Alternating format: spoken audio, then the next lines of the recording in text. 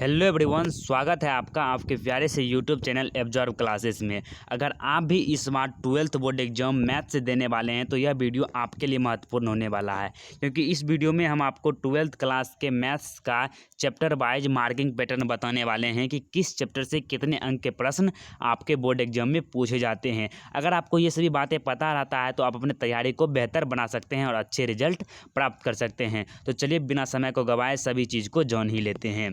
तो चैप्टर 1 आता है आपका रिलेशन एंड फंक्शन। यह आपका यूनिट है जिसके अंतर्गत आपको 2 चैप्टर पढ़ना पड़ेगा, एक रिलेशन एंड फंक्शन संबंध और फलन, और दूसरा चैप्टर है इन्वर्स ट्रिग्नोमेट्रिक फंक्शन जो है प्रतिलोम त्रिकोणमितीय फलन। इस दोनों चैप्टर से आपके बोर्ड एग्जाम में कुल 10 अंक के प्रश्न पूछे जाते हैं।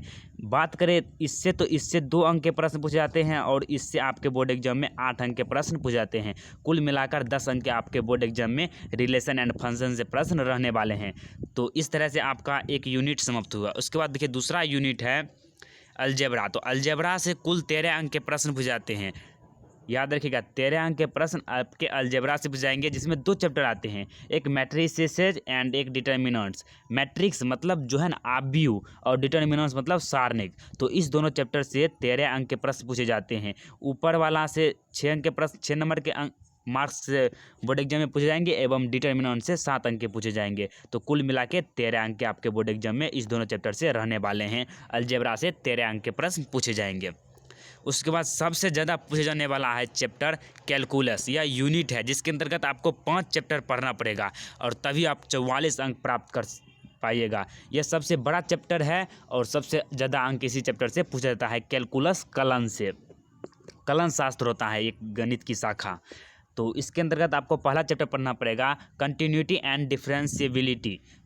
तो इस चैप्टर को पढ़ने के पश्चात आप 15 अंक अपने हाथ में ले सकते हैं। उसके बाद एप्लीकेशन ऑफ डेरिवेटिव, अब कलज के प्रयोग, तो इससे भी 7-8 अंक के प्रश्न पूछ जाते हैं। फिर इंटीग्रल से 12 अंक के प्रश्न पूछ जाते हैं, इससे 7 अंक के प्रश्न पूछ जाते हैं। तो 12-7 कितना हो गया, 22 हो गया। उसके बाद ये 12 हो गए। उसके बाद जो 2 आपको यहाँ पर दिख रहे हैं 2 chapter application of integrals and differential equation, इससे 5-5 अंक के प्रश्न पूछे जाते हैं। तो इस तरह से आपका 44 अंक का इसमें पूछा जाता है प्रश्न। उसके बाद देखिए चौथा यूनिट है वेक्टर एंड 3D ज्योमेट्री। तो इससे आपके बोर्ड एग्जाम में 17 अंक के प्रश्न पूछे जाते हैं, जिसमें आपको वेक्टर सदिश और 3D ज्योमेट्री 3 डायमेंशनल ज्योमेट्री त्रिविमीय ज्यामिति, तो इस दोनों से 17 अंक के प्रश्न पूछे जाते हैं। ऊपर वाला से 9 अंक के प्रश्न और इससे 8 अंक के प्रश्न पूछे जाते हैं आपके बोर्ड एग्जाम में। उसके बाद के 2 यूनिट हैं। 5वां यूनिट है आपके लीनियर प्रोग्रामिंग अर्थात रैखिक प्रोग्रामन। तो इससे आपके बोर्ड एग्जाम में 6 अंक के प्रश्न पूछे जाएंगे और इसमें एक ही चैप्टर आएंगे लीनियर प्रोग्रामिंग।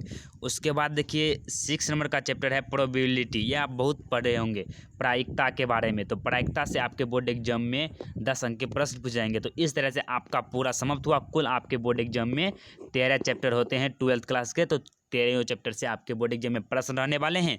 कुल 100 अंक के रहने वाले हैं। इसमें पार्ट 1 होता है और पार्ट 2 होता है, तो दोनों से 50-50 अंक के प्रश्न पूछे जाते हैं। तो आशा करते हैं कि आपको पूरा समझ में आया होगा। मिलते हैं अगली वीडियो में, तब तक के लिए जय हिंद जय भारत।